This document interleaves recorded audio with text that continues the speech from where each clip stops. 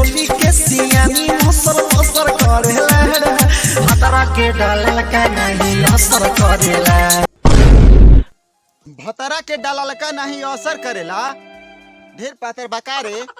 ए भौजी तो एक काम कर 4x4 के लोहा के पाइप लिया बा अपने भतरा के लड़वा पे ना घुमा के बिल्डिंग मरवा दा और फिर पेलवावा तब दूसरा टीम में यह कहलक बुतार बोहिन चोदो तोहर घुसल हम फाट गइल तोहर घुसल हम फाट गइल।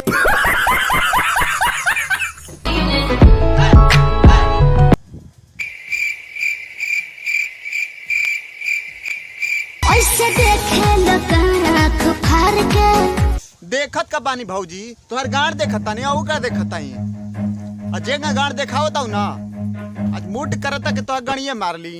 क्या बोला तूने? सांड को कभी पिछवाड़ा नहीं दिखाना, मार देगा। देवसेना, क्या तुम्हें अपने अपराध के बारे में कुछ कहना है? भतार जब ठोकिला दर्द बड़ी होखिला। ए भौजी जब ये तने दुखाता ना तो जाके कोनो डॉक्टर के दिखाओ। हेजा का बतावे आवतई के भतार जब ठोकेला तो दर्द बड़ी होखेला बिना तेल के पेलवे भी तो बोहिंचो तो दर्द होबे न करी रे। ये बड़ी अच्छी बात कही आप।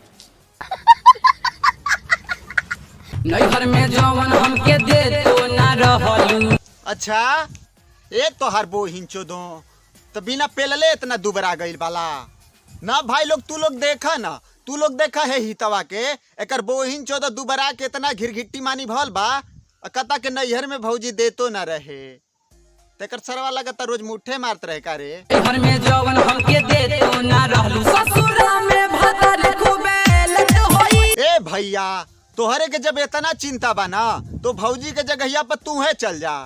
सच्ची कहता नहीं पेल के तोहर बोहिन चो तोहर गणिये फाड़ दे ही। मारब लाठी के हुरा रे तोरा फट जाई पूरा रे। अच्छा ए भैया तो जौन दूठ है भैया तोहरे पीछा बाना सहूरा लेके कहीं गलती से पेल देने से तोहरे गणिया में ना तो गौतम बुद्ध के मूर्ति बन जी तोहरे गणिये में तोहर बोहिन चो दो। ये तो लेटेस्ट न्यूज है।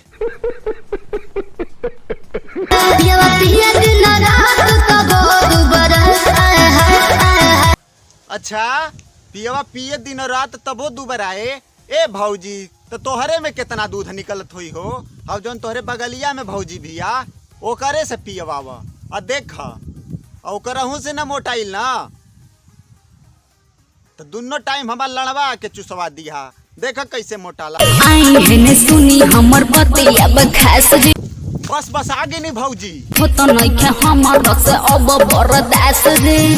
अरे माई रे बर्दाश्त नहीं के होत भौजी। पंडित जी बताई ना भतर कब ठोकी। ए भौजी तो ठोकवावे खातिर पंडित जी से लाड़ पूछता हूँ ठोकही के बात हमन के अब एक बोहिन चो तो हाथे का रेखा मिटा गल बारे हाथे से हिलावत हिलावत आई भौजी कहतिया कि पंडित जी ने बताई न भतार कब ठोकी। ए तोहर बोहिन चो दो खाली भतारे से ठोकवाइबू आवा न हमने से ठोकवाला पेल के उलाटी दल जी तोहर बोहिन चो दो। तो भाई लोग अगर हमार वीडियो थोड़ा सा भी अच्छा लगल हो तो हमरे वीडियो के लाइक कर दे जा और जो नीचे में ललकी बटमिया लौकतिया सब्सक्राइब वाली ओके लंड फेंक के मारे जा चाहे पेलड़ फेंक के मारे जा बस खाली झोकर के राखी हो जाए कि चाहे कर बोहिन चो दो। तो भाई लोग आज के वीडियो ऐसे खत्म होता मिला तानी अगले वीडियो में तब तक खातिर चला तानी नमस्कार प्रणाम।